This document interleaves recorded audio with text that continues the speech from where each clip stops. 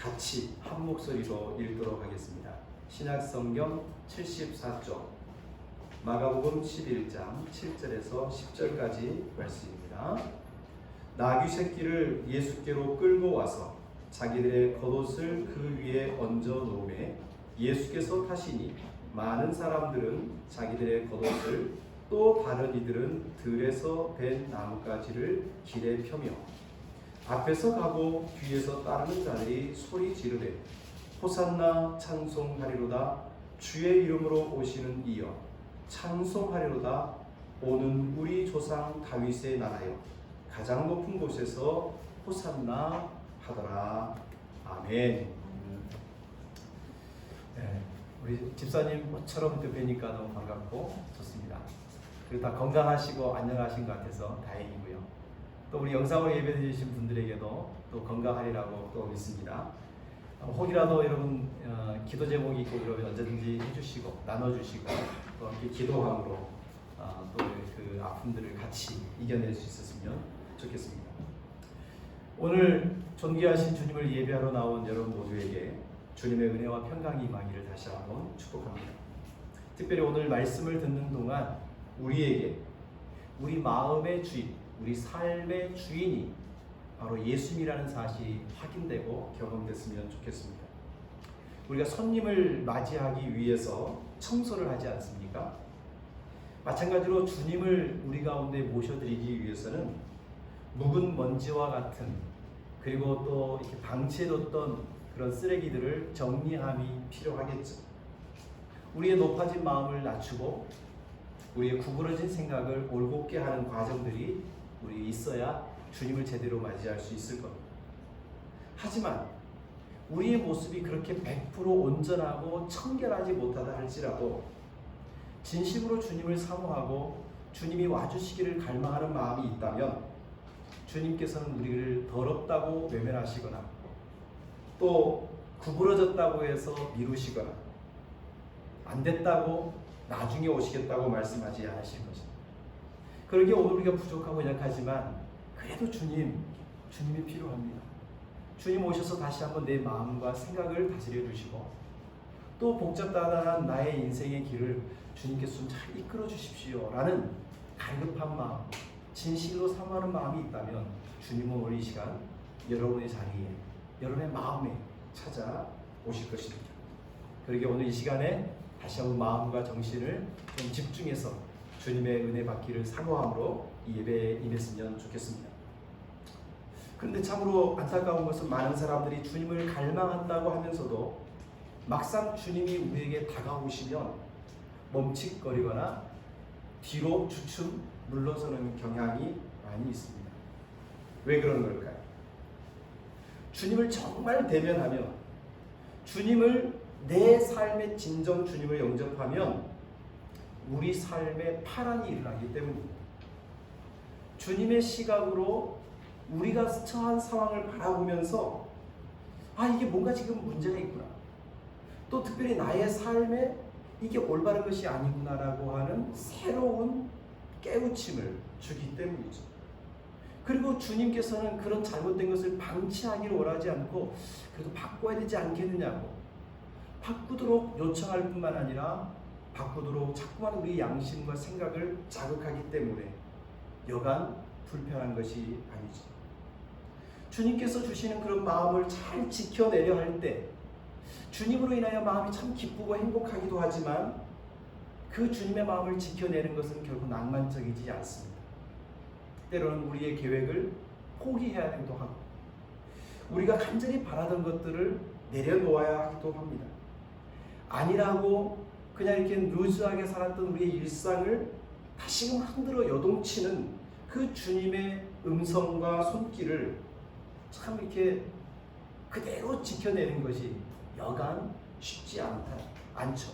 이게 쉽게 말하면 불편한 거예요. 주님이 새롭게 나의 삶을 조각하고 다시금 이렇게 리모델링 하시려는 주의 마음을 그대로 수용하는 게 여간 쉽지 않다는 것입니다.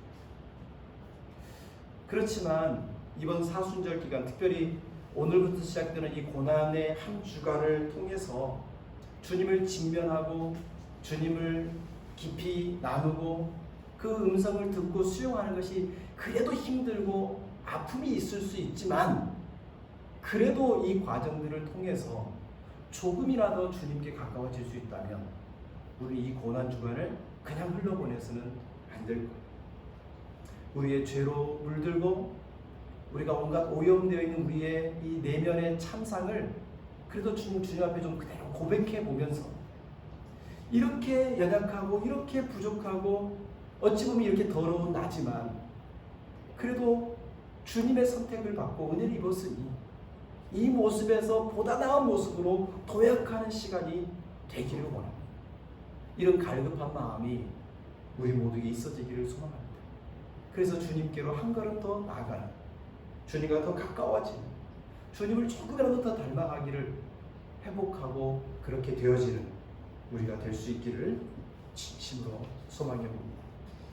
여러분, 내일부터 아침에 조금 일찍 일어나셔서 같이 기도에 동참했으면 좋겠고, 혹시 그러지 못하더라도 우리 밴드에는 그 영상이 남아 있으니까 또 시간을 내서 10분에서 15분 정도니까 말씀을 좀 보고, 또 우리 묵상 자료집을 통해서 마태, 마가, 누가복음, 사복음서의 이 고난 주간에 예수님이 어떤 일들을 겪으셨는지를 말씀을 읽어보고 또 그 말씀을 갖고 생각해보고, 그래, 내가 이래도 부족하지만 이렇게 내가 좀 해야지 결단하면서 신앙의 도약이 있는 이번 한 주간 됐으면 진심으로 좋겠습니다. 자, 오늘은 사순절의 6번째 주차인데요, 우리가 보통 종려주일이라고 이야기합니다. 우리가 읽은 본문 누가복음 11장의 말씀을 보면 예수님께서 마지막으로 유대인의 명절인 유월절을 지키기 위해서 예루살렘 성에 입성하는 장면을 기록하고 있습니다. 이때 수많은 사람들이 앞에서 뒤에서 환호성을 지르고 자신의 옷을 벗어서 예수님의 발치에 던지고 예수님 앞에 종려나무 가지를 흔들면서 예수님을 뜨겁게 환영합니다. 그래서 종려나무 가지를 흔들며 환영하는 그 모습을 바라보면서 이번 주일을 종려주일, 예수님의 예루살렘 입성을 다시금 생각하게 해보는 시간인 거죠. 예수님 당시 이 유월절 명절을 맞이해서 예루살렘으로 향하는 행렬은 오늘 예수님의 행렬만이 아니었습니다. 대표적인 또 다른 행렬이 있었습니다. 예수님의 이 첫 번째 예수님의 행렬은 나귀를 타는, 그리고 나귀를 타고 그 가시는 예수님을 앞뒤로 따라 예수님과 함께 동행하는 사람들이 있었습니다. 앞서서 말한 대로 이들은 예수님을 정말로 뜨겁게 환영했어요. 왜냐하면 예수님이 자신들이 바라던 메시아, 세상을 확 뒤바꿔줄 구세주라고 생각했기 때문입니다. 그래서 예수님이 오실 때 예수님을 승리의 왕으로, 우리를 새롭게 만드실 위대한 지도자를 모시는 것처럼 그렇게 열렬하게 환영했던 거죠. 하지만 예수님의 입장에서는 예수님의 예루살렘 입성은 결코 그렇게 환영받을 만한 것이 못했어요. 왜냐하면 예수님의 예루살렘 입성은 바로 죽음을 향하여 가는 길이었기 때문입니다. 구름대처럼 몰려드는 군중들은 예수님을 영웅이나 개선장군으로 바라봤지만 정작 예수님은 느릿느릿 걷는 나귀를 타고, 그것도 나귀 새끼를 타고 천천히 초라한 모습으로 입성하고 있습니다. 이 유월절을 앞둔 예루살렘 성에 또 다른 행렬이 있었는데 그것은 주님의 초라한 행렬과 너무나도 대비되는 위엄을 갖춘 로마 군대의 행렬이었습니다. 당시 기록에 의하면 로마 총독은 매년 유월절 때마다 로마 군단을 상징하는 깃발을 앞세운 수백 명의 기병들을 예루살렘으로 보냈습니다. 혹시라도 반란이 일어날까 염려했기 때문이죠. 금과 은 그리고 각종 그 색깔로 장식된 깃발을 높이 쳐들고 제국의 위엄과 무서움을 드러내면서 반란을 미연에 방지하려는 로마 제국의 책략으로 예루살렘엔 또 다른 무리가 또 다른 행렬이 있었던 것입니다. 이런 로마의 깃발과 기병들과 말굽소리는 어찌 보면 전쟁, 그리고 승리, 영웅, 어떻게 보면 힘을 상징하는 것들이죠. 반면에 느릿느릿 걷는 나귀의 발걸음에는 평범한 사람들의 일상을 대변하는 평화와 평화로움을 상징하는 모습일 것입니다. 주님은 전쟁 혹은 누군가를 제거함으로 새로운 시대를 여시는 분이 아닙니다. 승리와 패배로 나누어지는 전쟁과 같은 적대감을 허무시고 오히려 자신을 낮추심으로 평화를 가져오시는 분이었습니다. 종려주일에 주님께서 예루살렘 성에 입성하시는 것은 군중들에게 인기를 얻고 메시아를 갈망하던 유대인들을 등에 업고서 로마를 전복하고 이 세상의 또 다른 다윗의 나라를 재건하기 위함이 아니었습니다. 종려주일에 주님께서 예루살렘 성에 입성하신 것은 십자가를 지고 골고다 언덕에 올라가기 위한 고난의 첫걸음이었습니다. 죽음의 고통을 겪어야 하는 참담한 자기 희생을 각오한 길이었습니다. 하나님의 뜻을 이루는 길이었고 인류를 구원하기 위한 길이었기에 예수님은 자신을 낮추고 나귀를 타고 느릿느릿 예루살렘 성으로 걸어오신 것입니다.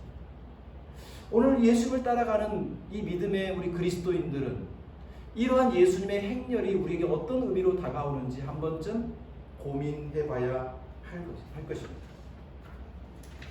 1968년 4월 4일, 우리는 별로 4월 4일이 이렇게 큰 의미로 다가오지 않지만 미국에서는 4월 4일이 대단한 날입니다. 바로 미국 인권운동을 이끌었던 마틴 루터 킹 목사가 암살당한 날이기 때문입니다.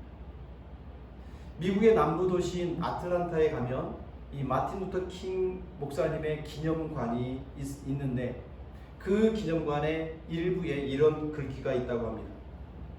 몽고메리로부터 멤피스에 이르기까지 마틴 루터 킹 목사는 인권과 시민권을 획득하기 위한 행진에 참여하도록 사람들을 독려하기 위해 행렬의 최선두에 서서 용감하게 걸었다. 에베레셀 침례교회의 강대상과 링컨 기념관의 계단에서 킹 박사는 권리를 박탈당한 이들과 짓밟힌 이들의 꿈과 소망을 대변하는 목소리가 되었다. 여러분, 미국의 흑인들, 그리고 유권 투표할 수 없는, 그리고 자신의 힘과 자신의 권리를 주장할 수 없는 수많은 소외된 사람들을 대변하는 일이라는 것이 결코 쉬운 일이 아니죠. 그 수많은 군중들 최 앞에 서서 이들을 보호하고 이들에게 새로운 주권을 달라고 요청하는 이 일은 결코 안전하거나 또 자신을 유명하기 위한 도구가 아니었습니다. 이 일은 결코 안전하지 않았어요. 그때 당시 수많은 사람들이 이 인권운동의 희생양들이 되어 이슬처럼 사라졌습니다. 그렇지만 위험한 일이지만 자신의 이득을 위한 것이 결코 아니지만 그럼에도 불구하고 이 일이 하나님이 기뻐한 일이라는 것을 알았기에 위험한 일이요 안전하지 않는 일이지만 그 일을 최앞장서서 그는 이끌었던 것입니다. 성경과 기독교 역사를 볼 때 하나님의 신실한 종들은 자신의 뜻과 이득을 위한 길에 전력 투쟁하지 않았습니다. 오히려 나귀를 타신 예수님처럼 자신의 이득보다는 하나님의 뜻임을 알기에 그 일을 순종으로 말미암아 또 다른 이들이 생명을 얻고 유익함을 얻는 길이라면 그 일에 중단 없이 뚜벅뚜벅 그 길을 걸어 나갔습니다. 종려주일에 예루살렘에 입성하신 예수님은 지금도 우리에게 우리의 걸음이 전쟁과 승리를 위한 길이 아니라 자신을 낮추고 그래서 다른 이들에게 평화와 기쁨을 위한 발걸음이 되도록 예수님의 그 나귀를 타신 예수님의 길을 따라오도록 요구하고 있습니다.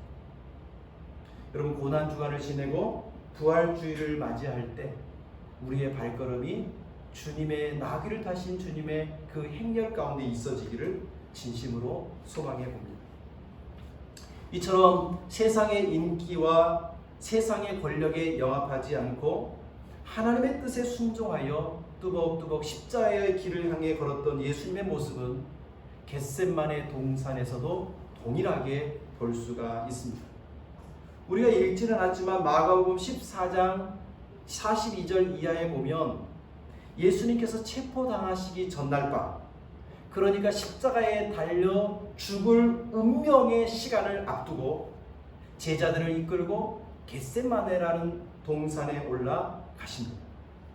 겟셋마네라고 하는 이 지명은 기름 짜는 곳이라는 뜻을 가지고 있습니다. 예루살렘 건너편에 조그만 언덕인데 그 사이 골짜기, 기드론 골짜기를 두고 그 길을 건너가면 예수님이 자주 기도하셨던 겟셋마네 동산인 거죠. 이 올리브 숲이 그 동산에는 가득했습니다. 그래서 아마도 올리브 나무 열매를 수확하면 그것을 틀에 집어넣고 기름을 꼭 짜내는 곳이 있었기에 겟셋마네라 불렀던 것 같습니다. 주님은 베드로와 야고보와 요한을 조금 더 한적한 곳으로 데리고 가시면서 함께 기도하기를 요청하십니다. 주님은 이 겟셋마네 동산에서 기도하시면서 얼마나 간절히 기도했는지 그 내용을 오늘 마가복음은 기록해 주고 있어요. 마가복음 14장 33절과 34절을 같이 한번 읽어보도록 하겠습니다.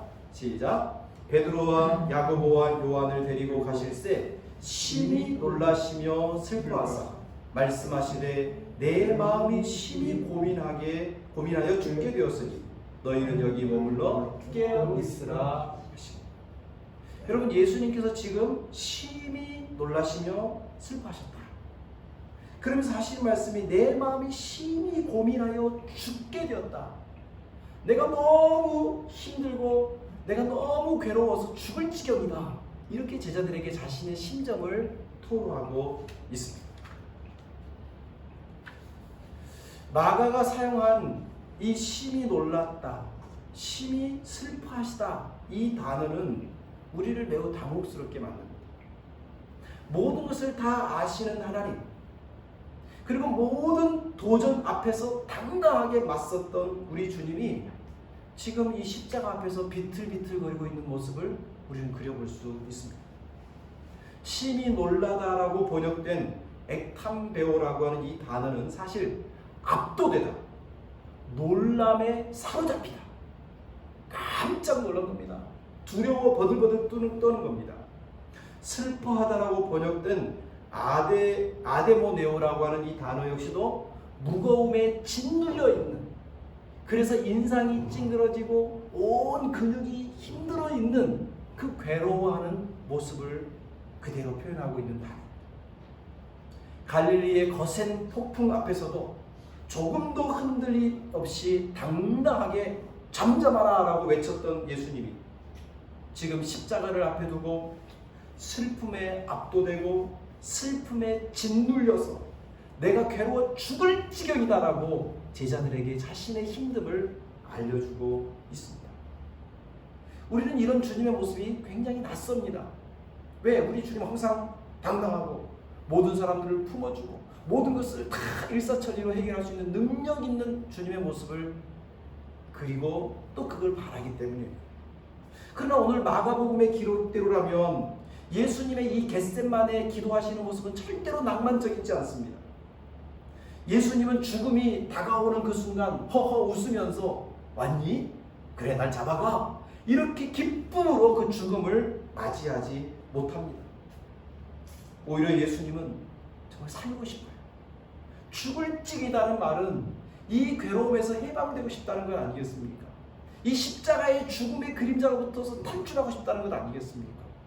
그게 주님의 마음, 그게 주님의 갖고 있는 그 깊은 고민이라는 것. 여러분, 사람들은 누구나 다 평범한 행복을 추구합니다. 우리 예수님께서도 사명으로서 주님께서 맡기신, 하나님 맡기신 사명으로서 십자가를 짊어지고 죽어야 될 그 운명을 알고 그 길을 걸어가시지만 한편으로는 여전히 그래도 평범하게 일상에서 즐기는 그 평범한 삶 또한도 기쁨으로 누리실 수 있는 분이었죠. 2차 세계대전 당시 독일 나치에 의해서 태겔 형무소에 갇혀 죽음의 공포 아래 있던 디트리히 본 회퍼라는 목사님은 남들이 바라보는 자기의 모습과 자기가 자신을 바라보는 모습을 나는 누구인가라고 하는 시에 이렇게 고백을 했습니다. 남들은 종종 내게 말하기를 감방에서 나오는 나의 모습이 어찌나 침착하고 명랑하고 확고한지 마치 성에서 나오는 영주 같다는데 나는 누구인가? 남들은 종종 내게 말하기를 간수와 대화하는 내 모습이 어찌나 자유롭고 사근사근하고 밝은지 마치 내가 명령하는 것 같다는데 나는 누구인가? 남들은 종종 내게 말하기를 불행한 나날을 견디는 내 모습이 어찌나 한결같고 번글거리고 당당한지 늘 승리하는 사람 같다는데 남들이 말하는 내가 참 나인가? 나 스스로 아는 내가 참 나인가? 세상에 갇힌 새처럼 불안하고 그립고 병약한 나, 목 졸린 사람처럼 숨 쉬려고 버둥거리는 나, 빛깔과 꽃, 새 소리에 줄이고 따뜻한 말과 인정에 목말라 하는 나, 방자함과 사소한 모욕에도 치를 떠는 나, 멀리 좋은 일을 학수고대하며 서성거리는 나, 멀리 있는 벗의 신변을 무력하게 걱정하는 나, 기도해도 생각해도 일에도 지쳐 멍한 나, 풀이 주고 작별을 준비하는 나인데 나는 누구인가? 이것이 나인가? 저것이 나인가? 둘 다인가? 여러분 어떻습니까? 이 본 회퍼 목사님의 이 고백을 들으면서 우리도 그와 같지 않습니까? 그 몰려드는 폭풍 앞에서도 그래 한번 해보리라 때때로 당당하고 아무리 힘들고 어려워도 나 절대로 무너지지 않으라 결심하고 어떤 희생이 있더라도 내가 이게 의로운 것이고 정의로운 것이고 한번 부딪혀보리라고 용기를 부리는 우리의 모습도 있지만 남들이 보이지 못하는 곳에서 스스로 누군가의 칭찬에 굶주려져 누군가 비위상한 이야기하면 속상해하고 대의와 관계없이 작은 이득 때문에 쩔쩔매기도 하고 이렇게 해야 되나 저렇게 해야 하나 망설이고 주저하고 실패하고 좌절한 나의 모습이 너무나도 못마땅하여 이런 나는 없어져야 된다고 스스로 자신을 자멸하려 하는 것처럼 자기를 자학하는 그게 바로 우리들 아닙니까? 이 두 모습은 우리에게 항상 공존하고 있는 거예요. 그러나 중요한 것은 마지막 마침표를 어디에 찍는 거냐 하는 거예요. 내면의 그 사소함에 그리고 작은 것에 나의 욕구와 욕정에 사로잡혀서 내 마침표를 찍을 것인가? 그런 내가 있지만 그래도 그것을 내려놓고 대의를 위해서 특별히 하나님의 뜻이라는 그 일을 내가 한번 해보리라 하는 그곳에 나의 인생의 마침표를 찍는가? 그 차이 아닙니까? 여러분 오늘 예수님께서는 이러한 갈등 속에 있는 것입니다. 그 십자가가 시간 다가올 때 이 십자가를 내가 짊어져야 될 것인가? 그것이 하나님의 뜻이기 때문에 짊어져야 되겠지만 그래도 여전히 내 안에는 아버지 이 잔을 내게서 옮겨주십시오. 이 잔이 내게서 지나가게 해주십시오라고 갈망하는 평범하고 사소해 보이는 행복들을 그리워하며 나도 좀 편안하게 살고 싶고 나도 좀 여유있게 살고 싶어요. 이 무거운 사명 내려놓을 수는 없을까요? 이와 같은 두 개가 공존하고 있는 바로 예수님의 모습을 마가는 그려주고 있는 것입니다. 그런데 놀랍게도 예수님은 이 갈등 속에서 어디에 마침표를 찍습니까?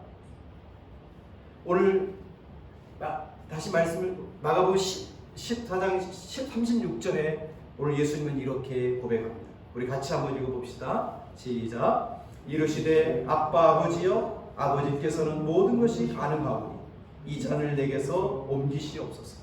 그러나 나의 원대로 마시옵고 아버지의 원대로 하옵소서. 여러분, 이 예수님의 간절한 기도는 우리가 좀 많이 듣고 그래서 우리도 그냥 한달음에 이렇게 한 호흡에 암송하는 사람도 많이 있을 것입니다. 하지만 이 잔을 내게서 옮겨 주십시오라는 예수님 보이지 않는 곳에서 갈망하는 그 기도, 동시에 내 뜻대로 마시고 아버지의 뜻대로 되게 해 주십시오라는 이 기도 사이에는 엄청난 간극이 있는 거죠. 그 사이에 오늘 성경에 보니까 그러나라는 한 단어가 그 사이를 갈라놓고 있습니다. 우리의 간절한 갈망이 여기 있고 동시에 하나님의 뜻대로 순종하기를 원하는 또 내가 여기 있는 거죠. 이 그러나. 여러분, 이 그러나를 어느 쪽으로 옮기느냐에 따라 우리의 신앙의 됨됨이는 달라지는 것이죠. 부디 그러나 아버지의 뜻대로가 아니라 내 뜻대로 되게 해주십시오. 이런 신앙이 아니라 그러나 내 뜻대로가 아니라 아버지의 뜻대로 되게 해주십시오라고 고백할 수 있는 것, 그게 신앙 아니겠습니까?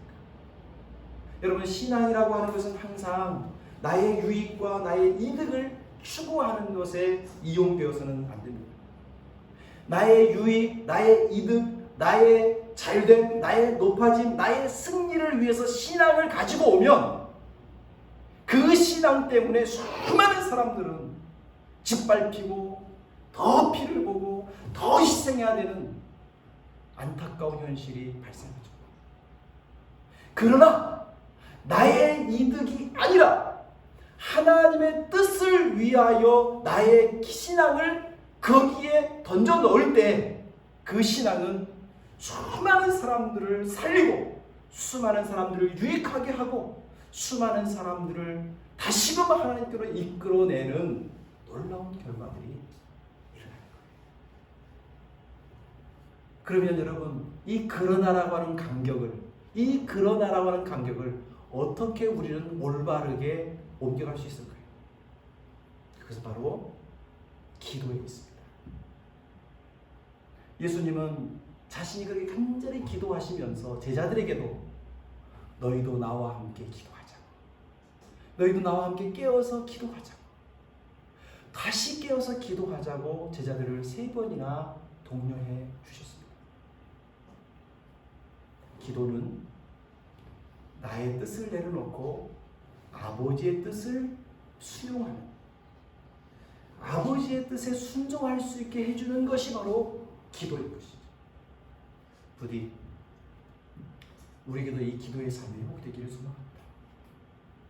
제가 항상 기도에 대한 이야기할 때마다 그런 부탁을 드리죠. 기도는 정해놓은 시간에 소리를 높여서 화려한 어구를 통해 길게 기도하는 게 기도만은 아니에요. 오히려 하나님과 긴밀한 기도 속에 들어가면 단어와 언어가 많이 필요치 않습니다. 한마디면 돼요. 아버지. 예수님도 아빠, 아버지. 그 말 속에는 이미 나의 원함이 여기 있지만 그래도 아버지의 뜻대로 되기를 원합니다 라고 하는 말이 이미 다 담고 있는 거죠.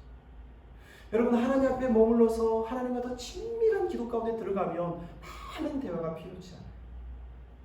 때로는 우리가 그 하나님과의 만남을 위해서 긴 시간도 필요하겠지만 하나님과 매일매일 순간순간 교제하며 언제 어디서나 그리스도인으로 살려고 힘써 노력하는 과정 속에서는 우리는 그 순간순간 짧게라도 하나님 아버지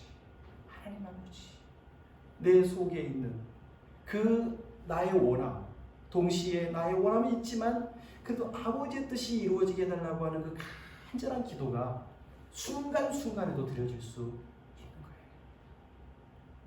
할 수 있다면 여러분, 매 순간 그렇게 주님과 교제하며 기도하기를 원하지만 그것이 아직 우리에게 익숙하지 않다면 그래도 조금 더 나름 경건의 시간을 구분해서 우리도 누군가를 이렇게 특별히 만날 때 그 만남을 갖기 전에 좀 뭔가 준비를 하고 뭔가 가다듬기도 하고 미리 찾아보기도 하고 하는 거 있잖아요.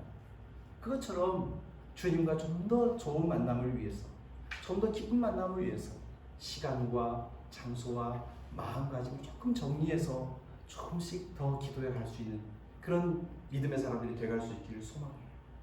그렇게 될 때 우리 또한 주님이 걸으셨던 나귀 타고 걸으셨던 주님의 길을 따라 걸을 수 있게 될 것입니다. 나의 원이 아니라 아버지 뜻대로 되기를 원합니다라고 마침표를 거기에 던졌던 예수님처럼 우리도 예수의 길을 따라가는 사람들이 되어 갈 것입니다. 오늘 이 시간 나귀를 타고 걸으셨던 예수님, 그 길을 따라가는 오늘 그리스도인 우리로서 우리가 어떻게 주님을 따라가고 배워야 하는지 깊이 생각하고 고민하는 이 한 주가 되기를 축복합니다. 기도하겠습니다. 하나님 아버지, 오늘 종료주일을 맞이하여 예루살렘에 입성하시는 예수님의 모습을 살핍니다. 예수님은 승리와 영웅의 모습이 아니라 겸손하고 평화로운 모습, 나귀 그것도 새끼를 타고 느릿느릿 예루살렘 성을 입성합니다. 그리고 예수님은 지금 우리에게도 나귀를 타고 걸어졌던 예수의 길이 어떤 것인지 알려주시고 그 길에 동참하라고 요청하십니다. 나의 욕망, 나의 간절한 바램보다 하나님께서 원하시고 바라시는 것이 무엇인지 이해하는 저희들이 되게 하시고 그 하나님의 뜻에 우리 인생의 마침표를 찍을 수 있는 주의 제자들이 되게 해 주옵소서. 이번 한 주간 기도하면서 말씀을 보면서 묵상하면서 그래, 내가 걸어야 될 길이 이 길이지, 내가 따라야 할 것이 이것이지 확인하고 그리고 그 길로 한 걸음씩 달려나가는 우리 교우들이 되게 해 주옵소서. 예수님의 이름으로 기도드립니다. 아멘.